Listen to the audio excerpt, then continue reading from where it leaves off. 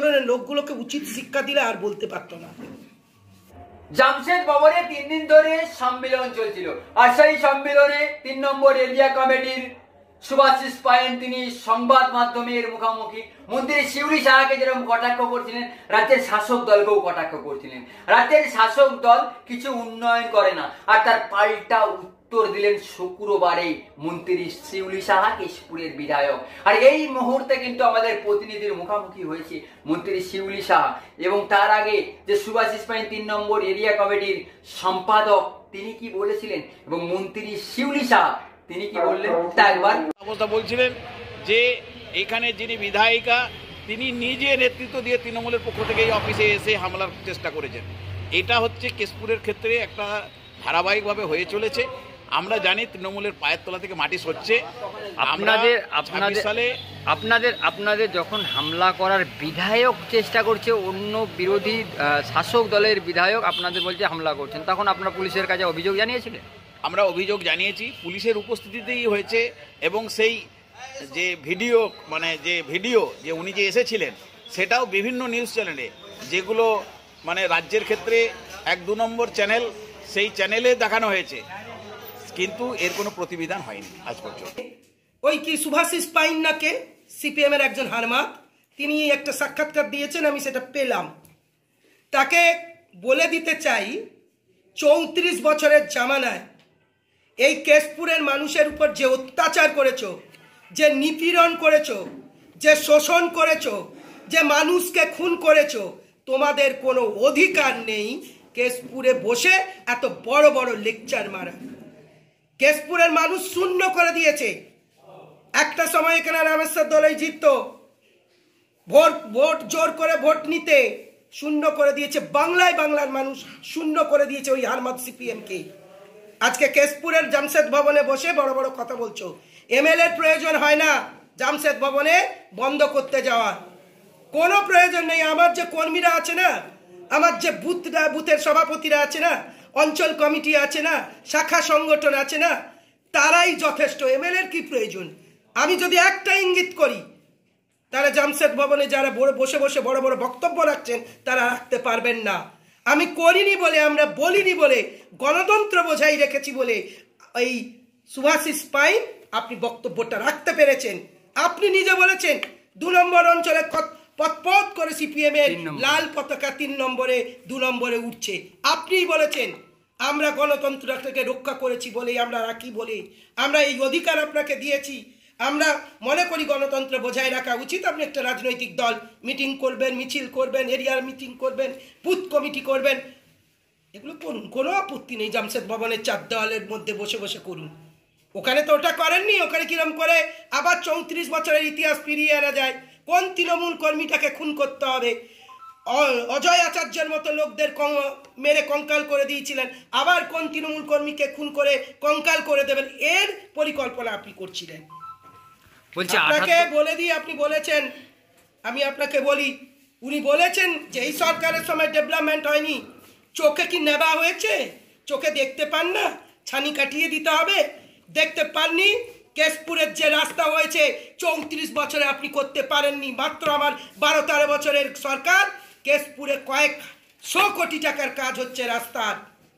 এখানে development authority হয়েছে মহমনি, সেই মহমনি ডেভেলপমেন্ট অথরিটিতে 11 কোটি টাকার কাজ হচ্ছে।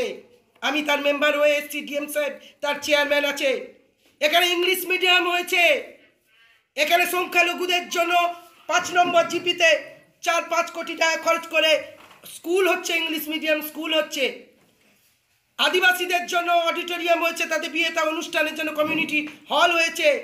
9 কোটি টাকা খরচ করে আমার 15 নম্বর 14 নম্বর জিপিতে আদিবাসীদের স্কুল হয়েছে। চোখে দেখতে পান না? কিষাণ মান্ডি হয়েছে, চোখে দেখতে পান না? আপনি একটা হসপিটাল, এই হসপিটাল আপগ্রেডেশন করেছেন, 60 বেডের পারমিশন হয়ে গেছে, ক্যাবিনেট হয়েছে, তার এস্টিমেট তৈরি হচ্ছে, পূর্ত দপ্তরে আছে, আমরা সেটার খোঁজ খবর নিচ্ছি। চোখে দেখতে পান না যে একটা কোভিড ওয়ার করে ওখানে আমরা ইমার্জেন্সি চালাচ্ছি? চোখে দেখতে পান না? সুভাষিস বাবু নাকি হচ্ছে পাইন বাবু, দেখতে পান না? সিপিএম এর হারমাত দাদা বলছে সিপিএম যেগুলো করে গেছে সেগুলোকে সাদা আইটিআই হয়েছে। কত বলবো? কি করিনি আমরা। বলছে সিপিএম যেগুনাকে করে গেছে সাদা রং করতে ব্যস্ত তৃণমূল, এবং তার সঙ্গে কিন্তু তৃণমূলের যারা নেতা তারা যাদের মাটির বাড়ি তারা পাকার বাড়ি করছে, যাদের একতলা বাড়ি তারা দুতলা বাড়ি করছে, এইভাবেই কটাক্ষ করছে আপনাদেরকে। আপনারা কি করেছেন তার হিসাবটা আগে দিন।